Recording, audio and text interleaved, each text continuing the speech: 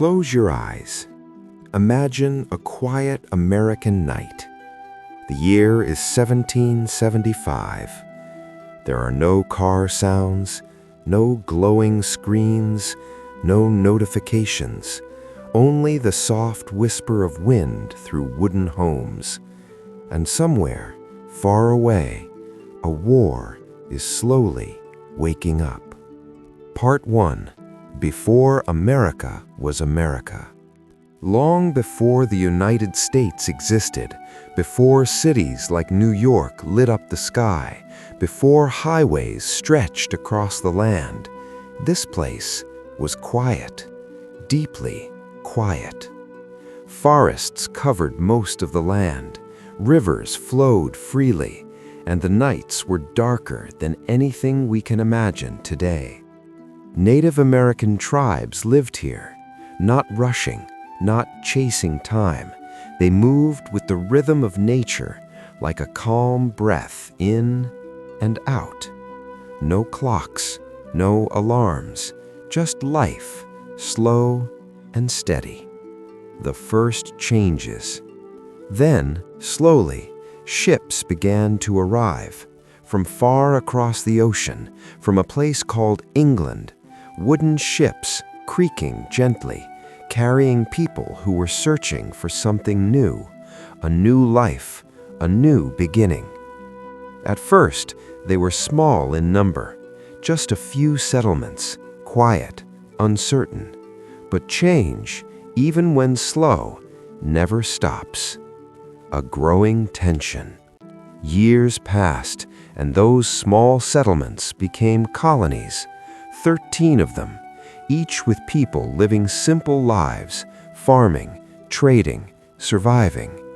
But far away, across the ocean, the British government was watching, and slowly they began asking for more control, more taxes, more power. A silent frustration. At first, no one shouted, no one fought. It was quiet, like a storm still forming in the distance. People whispered in homes, talked in taverns, wrote letters by candlelight. Why should we pay for decisions we don't make? The question was simple but powerful. A night before everything changes. Now imagine, one night, a man sitting alone, writing by dim candlelight. Outside, everything is still, but inside his mind, something is shifting.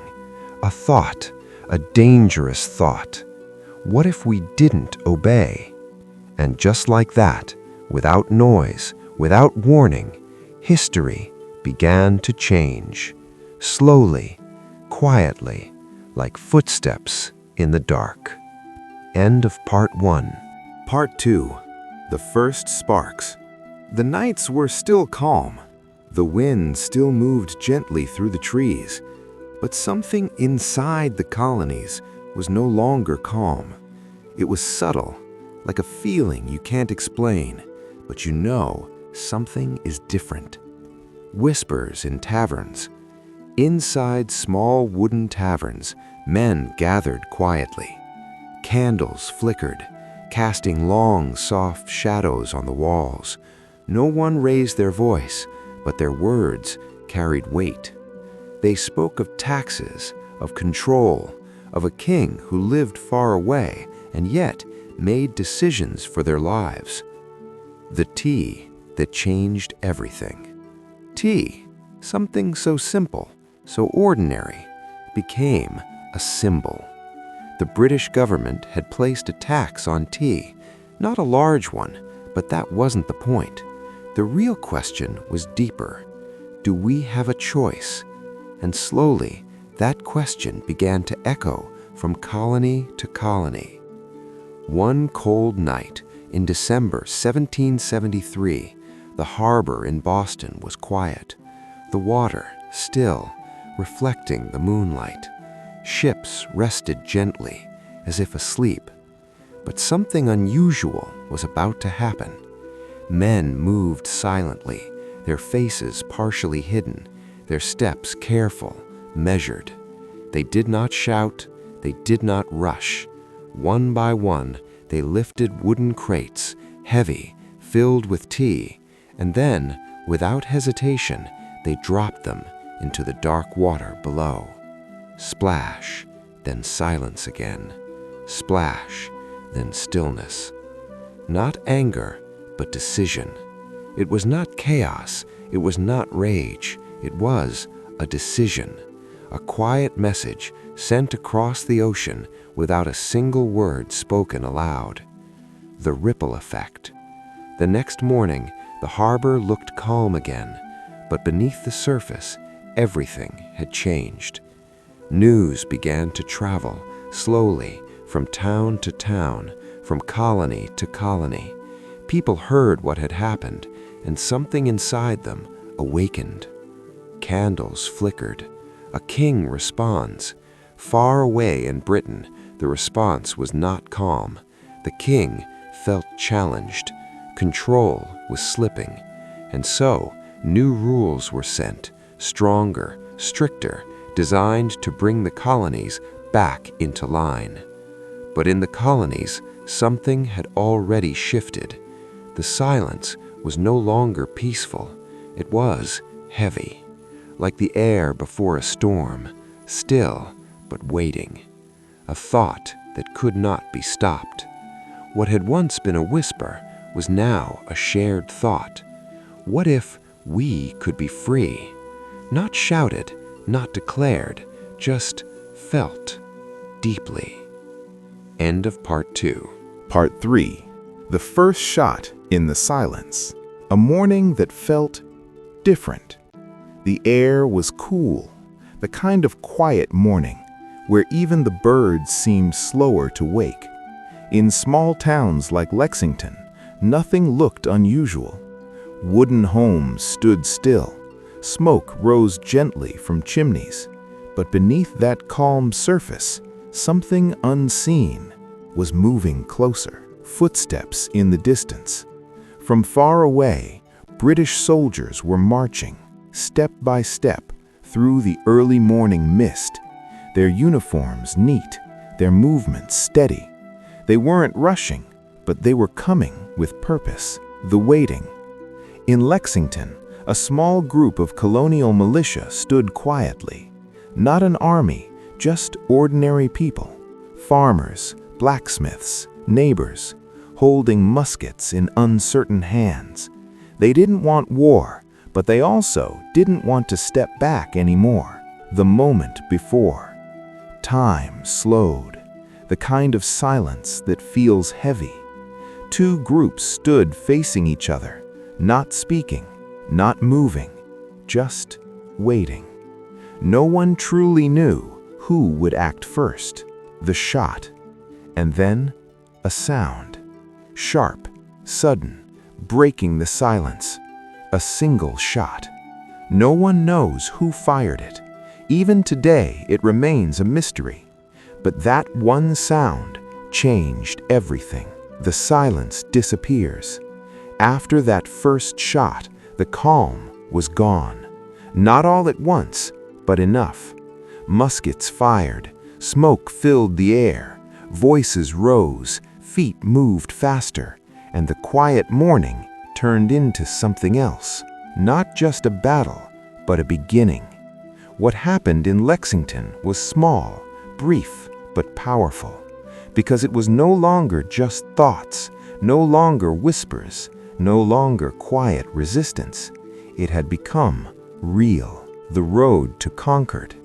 The British soldiers moved on toward Concord, but now the land itself felt different. Word was spreading faster than before, from village to village.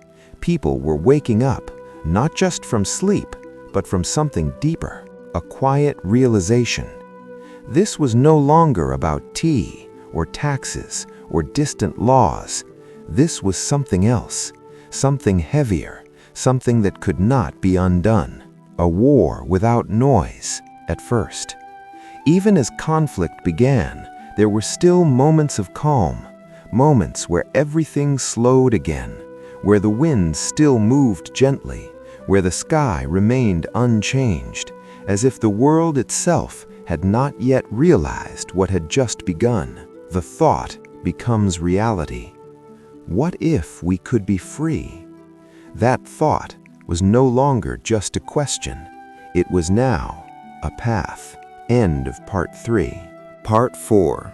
A Leader in the Quiet. After Lexington and Concord, the noise of muskets slowly faded. Smoke drifted away into the sky, and for a brief moment there was quiet again. But this time, it was not the same quiet as before. This silence knew what had begun. Across the colonies, people began to prepare, not loudly, not in chaos, but steadily. Men left farms, tools were set aside, muskets were cleaned, and supplies gathered. Life did not stop, but it began to change in quiet, noticeable ways. A need for unity. 13 colonies, each different, each with its own people, its own way of living, now faced a shared reality. They could not stand alone anymore. If they were to continue, they needed to come together. In the city of Philadelphia, leaders gathered, not as rulers, but as representatives of people who were uncertain, yet hopeful. They spoke carefully, weighed each word, because every decision now carried weight. A question slowly formed, not spoken loudly, but felt by everyone in the room. Who will lead? Not just in battle, but in purpose, in direction, in calm. Among them was a man who did not speak the most, who did not demand attention, but whose presence was steady. George Washington.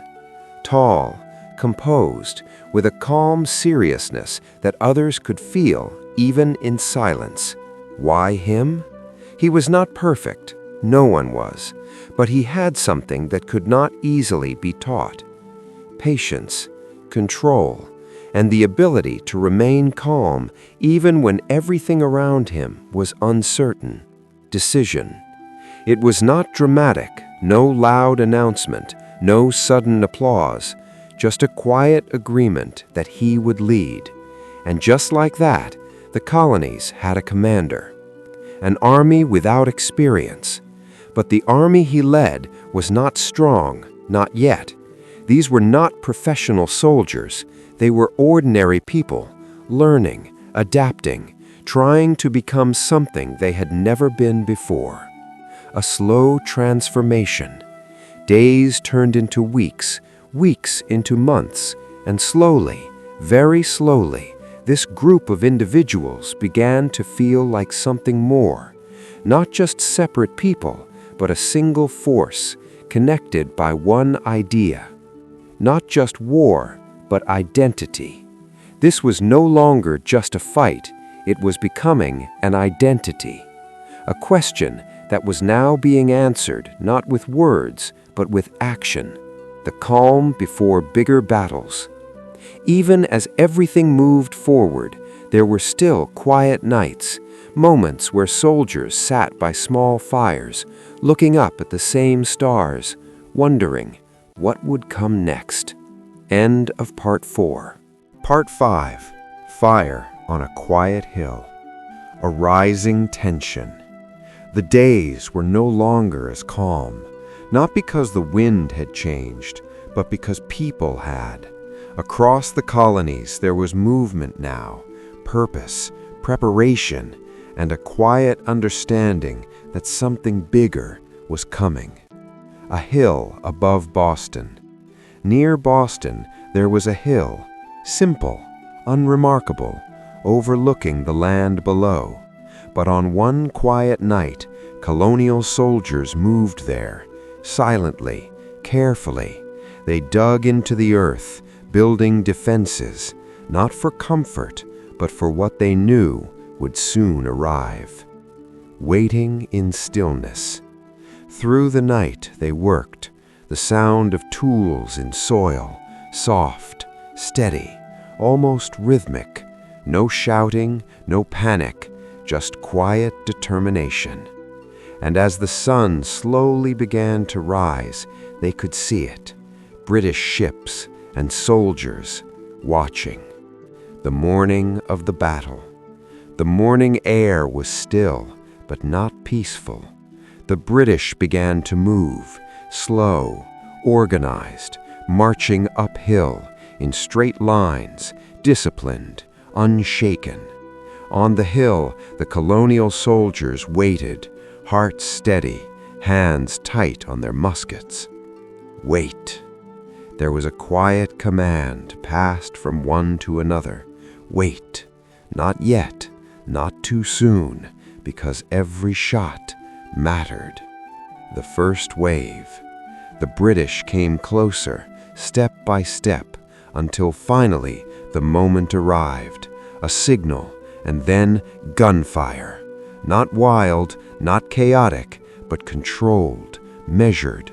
The hail filled with smoke. The sound echoed, then faded, then rose again. A surprising resistance. The British were strong, experienced, but the resistance was stronger than expected. Again and again they climbed and were pushed back, not by trained soldiers, but by people who had decided to stand.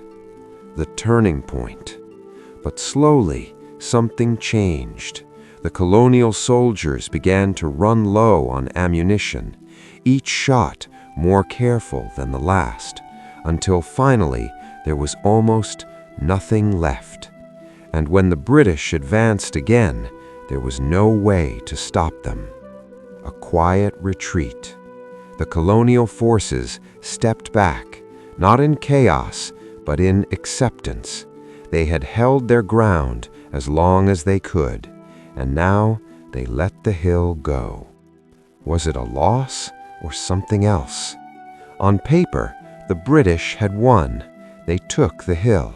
But something deeper had shifted, because for the first time it was clear the colonies could stand against one of the strongest armies in the world. A new feeling emerges.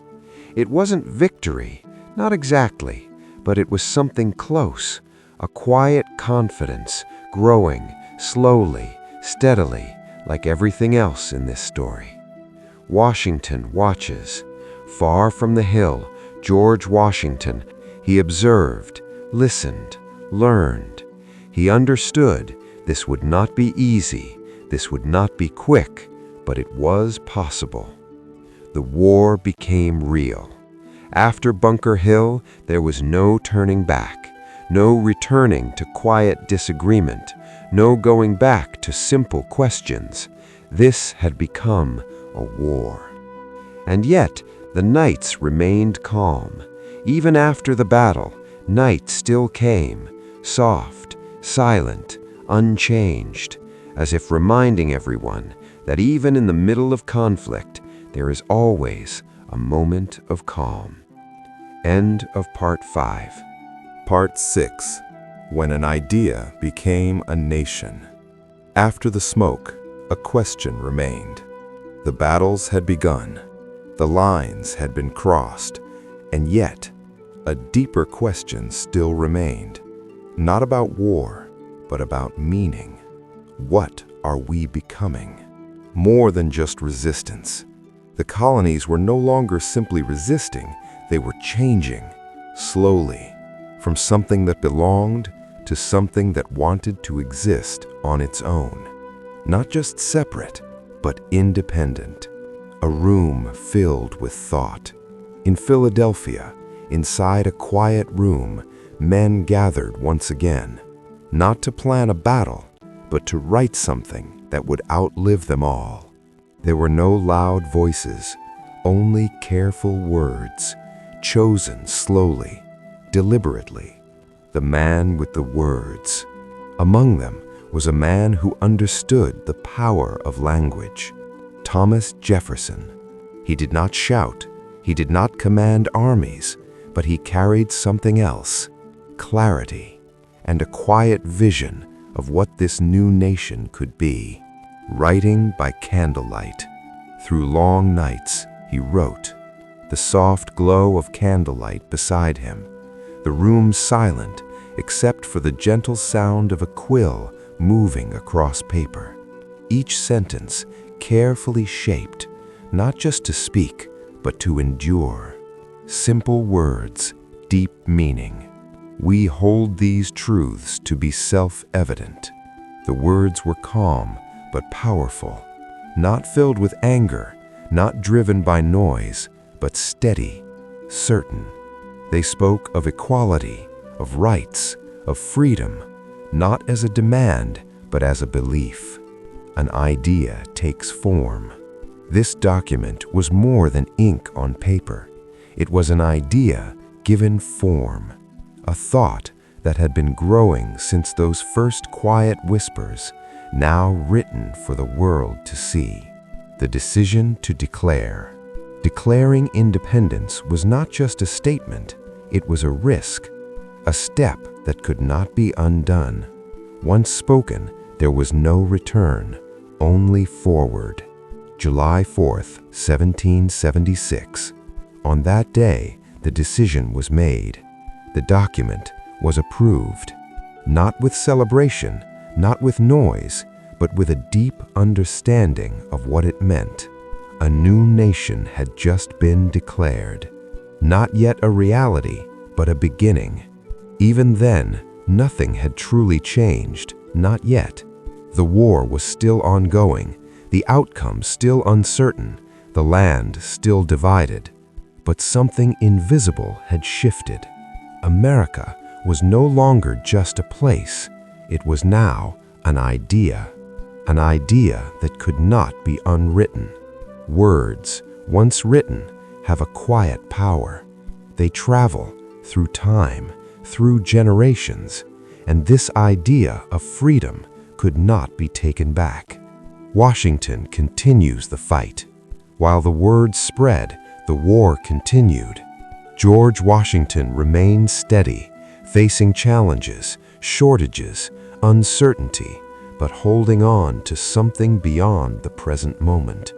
A calm but uncertain future. The nights were still quiet, the stars still shone, but now they looked down on something new. A nation not yet fully born, but already alive. End of Part 6. Part 7. The Winter That Tested Everything. The words had been written, independence declared, an idea set free into the world. But reality was still cold, still uncertain, still unforgiving. Because ideas do not win wars alone. A long, cold winter approaches. The army moved into a place called Valley Forge as winter slowly settled over the land. Snow covered the ground. The air grew sharp, each breath visible, each step heavier than the last. Not a battlefield, but a test. There were no loud battles here, no marching drums, no sudden gunfire. This was something different, a quieter kind of struggle, against cold, against hunger, against doubt. The reality of hardship. Many soldiers had little to wear, thin clothes, worn shoes, some had none at all. They walked on frozen ground, leaving behind faint marks in the snow, sometimes traces of blood. Food was scarce, warmth was limited, and comfort was almost non-existent. Why stay? It would have been easy to leave, to return home, to choose safety over struggle. And some did, but many stayed. Not because it was easy, but because they believed in something they could not yet see. A leader in the cold. George Washington was there, not far away, sharing the same cold, the same uncertainty. He did not have easy answers. He did not promise quick victory, but he remained present, steady. He did not lead with loud speeches or dramatic commands, but with consistency, with presence, with the quiet message, "I am here with you." And sometimes that is enough. A slow strength begins to form. Even in the cold, something began to change. Training improved, discipline grew, order slowly replaced uncertainty.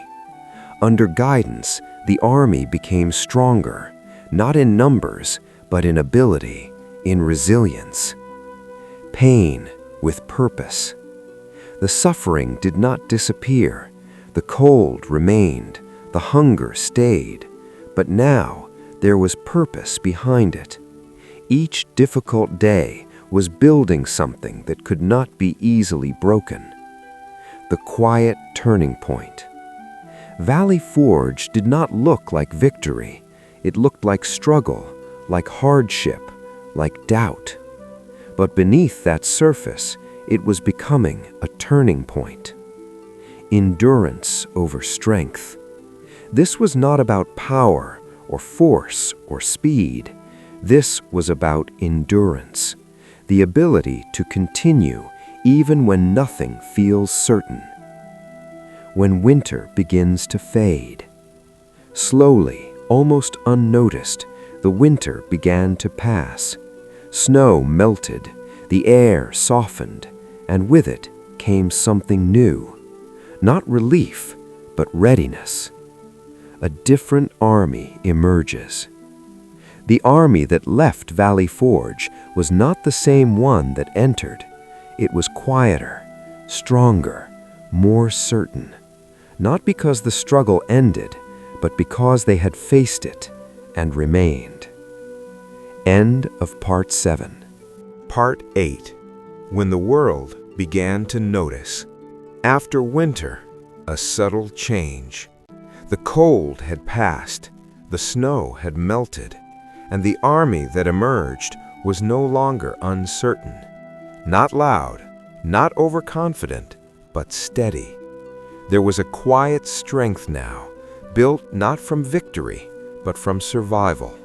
A shift in momentum. Across the colonies, something had shifted. The war was still difficult, still uncertain, but no longer one-sided. The balance was beginning to move, slowly, almost invisibly, but undeniably. A place called Saratoga. Far to the north, there was a place, quiet, surrounded by nature, called Saratoga. It did not seem important, not at first, but history often chooses ordinary places for extraordinary moments. The battle that felt different. The fighting here was not rushed, not chaotic. It unfolded, step by step, with patience, with awareness, and something new, confidence. The colonial forces held their ground, moved carefully, and slowly the British Army found itself surrounded. A rare moment. Then came something unusual. In the middle of war, a pause, a realization. The British could not continue, and so they surrendered. Not just a victory, but a signal. Saratoga was more than a win. It was a message, quiet but powerful, a signal sent across the ocean to nations watching, waiting, wondering if this new idea had a chance. Far away, someone was listening.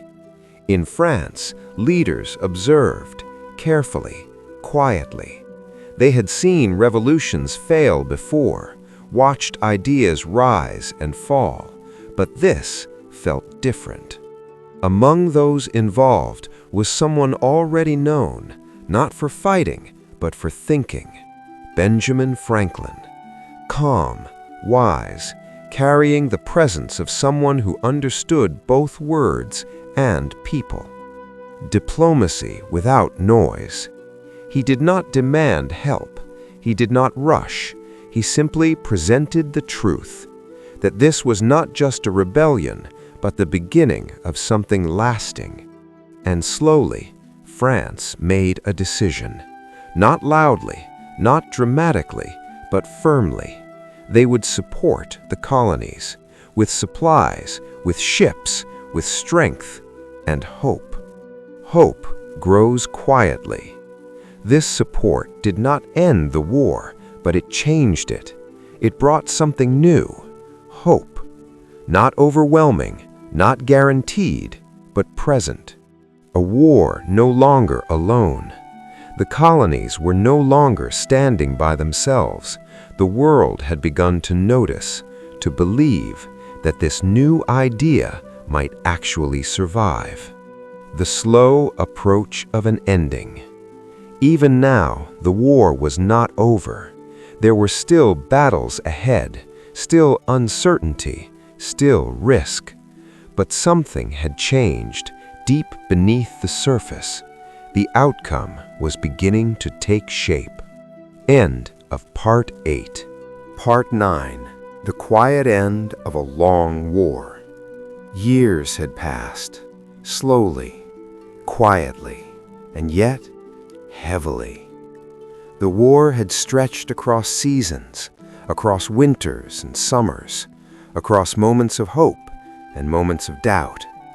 But now, something was changing again. Not suddenly, but steadily. A final movement begins. The armies began to move, not in chaos, not in urgency, but with purpose. American forces, alongside French allies, stepped forward together toward a place that would soon become the final chapter. A town by the water. That place was Yorktown, a quiet town near the water, peaceful, unassuming, like so many places before it, chosen by history without warning. The encirclement. The British forces, led by Charles Cornwallis, found themselves surrounded, not in a sudden attack, but in a slow, careful encirclement. Each movement measured, each step intentional. Not a battle of chaos, but of patience. This was not like earlier battles. There was no rushing charge, no wild advance. Instead, there was waiting, pressure building quietly. Day by day, the circle tightened. The realization. Inside Yorktown, a realization began to form, not all at once, but gradually. There was no escape, no easy way out, no sudden victory waiting. Only one path remained. And so, in October 1781, the British Army surrendered. Not with chaos, not with destruction, but with a quiet acceptance. Weapons were lowered, steps slowed, and the long struggle reached its end. A silence after the end. After the surrender, there was no sudden celebration, no overwhelming noise, just a moment of stillness, as if the world itself paused to take a breath. George Washington was there, present, watching, not shouting, not celebrating loudly, but understanding what this moment meant. Years of struggle, of uncertainty, of endurance had led to this quiet conclusion. Yorktown was the end of the war, but not the end of the story, because what had been fought for was not just victory, but something more. A nation, still new, still forming, still uncertain, but now free. After years of conflict, the sound of muskets faded, replaced by something softer, the wind moving through the land, just as it had before everything began. A quiet victory. This was not a loud triumph, not a moment of overwhelming celebration, but a quiet victory, one built step by step, moment by moment, through patience, through belief, through endurance. End of Part 9. Part 10. A nation wakes slowly. The war had ended. The weapons were lowered. The smoke had faded. And once again, there was silence. But this silence was not empty. It was full of possibility. A land without a clear path. The colonies were now something new. No longer colonies, but not yet fully a united nation. There was no clear system, no complete structure, only questions, and the quiet need to build something lasting. Freedom and responsibility. Freedom had been won, but freedom comes with weight. Decisions now belonged to the people and to those chosen to guide them. There was no distant king anymore, no faraway voice, only their own. A gathering once more. Once again, leaders gathered in quiet rooms with careful thought and steady hands. They understood that what they created now would shape everything that followed. Familiar faces, new purpose. Among them were names already known, not as symbols, but as individuals who had carried this journey forward. George Washington, Thomas Jefferson, Benjamin Franklin, each bringing something different: experience, vision, wisdom. They began to write again, not a declaration this time, but a framework, something steady, something lasting, something that could hold a growing nation together. The Constitution. Not perfect, but intentional.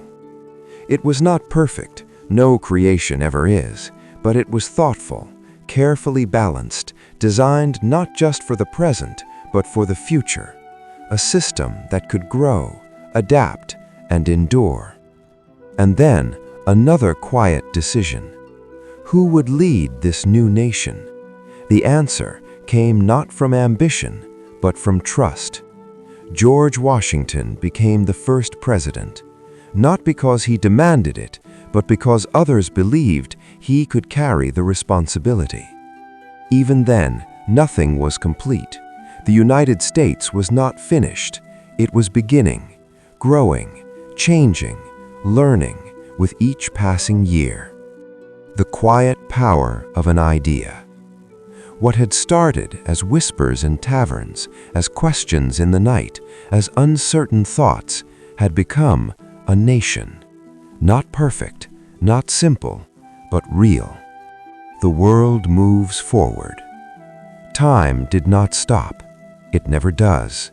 Generations would come and go. New challenges would rise. New stories would unfold. But this beginning would always remain. Now, imagine that quiet night again, the one from the beginning, the soft wind, the stillness, the calm. Somewhere in that silence, history was changing, slowly, gently, almost unnoticed.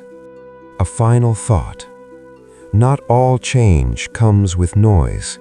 Some of the most powerful moments happen quietly, step by step, choice by choice, until one day the world is different. Part 11. The echo that never faded.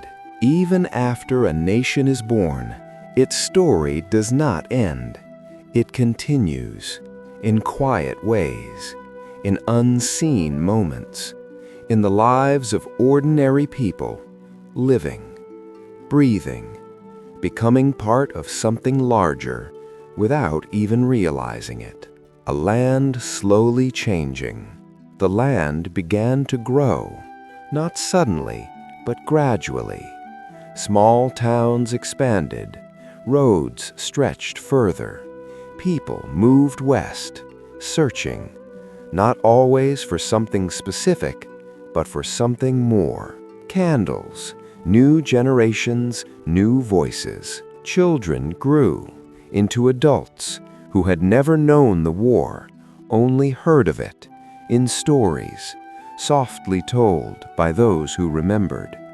To them, Freedom was not a dream, it was normal, and yet they carried it forward without always seeing its weight. Universe, the idea of America, did not stay the same. It changed, shifted, expanded with every generation. New questions emerged, new challenges appeared, and each time the nation had to decide what it truly stood for. Moon, moments of tension, moments of growth. There were moments of tension, of disagreement, of uncertainty, but there were also moments of growth, of learning, of moving forward, not perfectly, but continuously. Person, the legacy of those before. The names remained: George Washington, Thomas Jefferson, Benjamin Franklin, not just as figures in history, but as echoes of decisions once made, quiet choices that shaped everything that followed. Fog, a land in motion. America was never still. It moved, through time, through change, through moments both calm and uncertain. And with each step, it continued to define itself, again and again. Universe, the quiet power still remains. Even now, in a modern world filled with noise, speed, and constant motion, there is still something from those early days that remains unchanged. A quiet belief that individuals can shape something bigger through simple choices made over time. Moon, return to stillness. And so, we return to the night. The same quiet, the same stillness, the same gentle wind moving across the land. Universe, a final whisper. History is not only what has happened, it is also what continues in every moment, quietly, patiently, unfolding. Moon, the end and the continuation. The story does not end here because it never truly ends.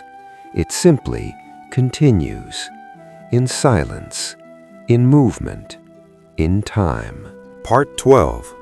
The sound of change grows louder. A nation that keeps moving. Time moved forward, and the nation changed, slowly, like a river that never stops. Westward expansion. People moved west, across open lands, searching for opportunity and a new beginning. New questions arise.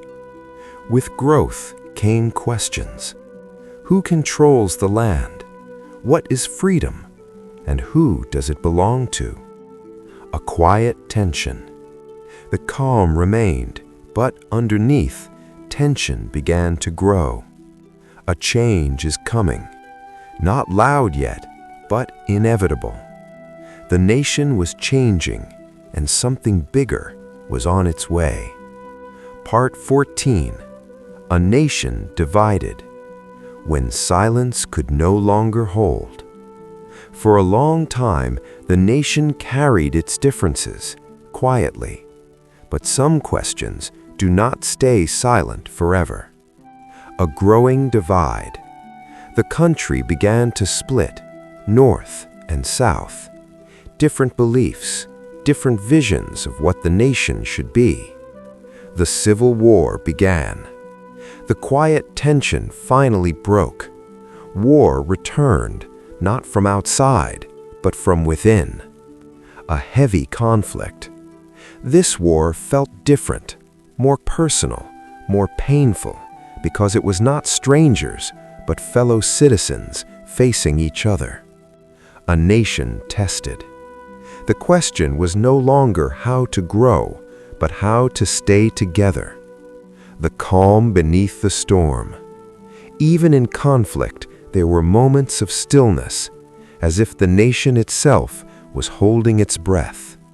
Part 14. healing after the storm. After the war, a heavy silence. When the conflict ended, there was no sudden peace, only a deep, quiet stillness, as if the nation was resting after a long, painful storm. A land in recovery. Homes had been lost, communities broken, trust weakened, and now everything needed to be rebuilt. Slow steps forward. There was no quick solution, no instant healing, only small steps, day by day, people working, trying, beginning again. Mending what was broken. The land could be repaired, but hearts took longer. Still, effort continued, quietly, patiently. A nation learning to heal. This was not a time of victory, but of recovery, of understanding, of rebuilding, not just structures, but unity. Part 15. The modern world awakens a new kind of beginning. Time continued, and the nation changed again. Not through war, but through progress. From fields to cities. Small towns grew into busy cities. Lights began to glow at night, and life became faster. A world in motion. Machines appeared. Railroads connected distant places. Communication became quicker, and the quiet world started to hum with activity. Progress with questions. Even as life improved, new questions remained. What is progress? Who benefits from it? And what is lost along the way? The same idea still alive. Through all the change, one thing stayed the same. The idea of freedom, of building something better, step by step, generation by generation. A calm reflection. Even in a fast world, moments of stillness remain, and in those quiet moments, the story of the past still echoes, softly. Part 16. Into the modern age. A faster century begins. The new century arrived, not loudly, but with quiet momentum. Life began to move faster than ever before. A connected world. Cities expanded, voices traveled through wires, people connected across distance in ways never imagined before. Moments of challenge. But progress was not always smooth. There were hardships, economic struggles, and times of uncertainty, yet people continued forward. A nation on the world stage. Slowly, the nation's role grew, not just within its borders, but beyond them, watching, helping, sometimes leading. Balancing speed and stillness. The world became louder, faster, more complex, but even then, there were quiet moments where people paused and simply reflected. The journey continues. History is not behind us, it is with us in every step forward, in every choice made, quietly shaping what comes next. Part 18. A world in motion. A time of constant change. The world kept moving, faster than before. Years felt shorter, moments more full, and change became constant. Technology and everyday life. Technology entered everyday life, quietly at first, then everywhere. Screens lit up the night, information moved instantly, and the world felt smaller. More connection, more noise. People were more connected than ever before, yet sometimes it felt louder, more crowded, less still. Holding on to meaning. In the middle of speed and constant motion, the same questions remained. What matters most? What truly lasts? Returning to calm. Even now, in a fast world, there are quiet moments. A deep breath, a pause, a moment of stillness. The story continues. History is not behind us, it is with us, in every step forward, in every choice made, quietly shaping what comes next.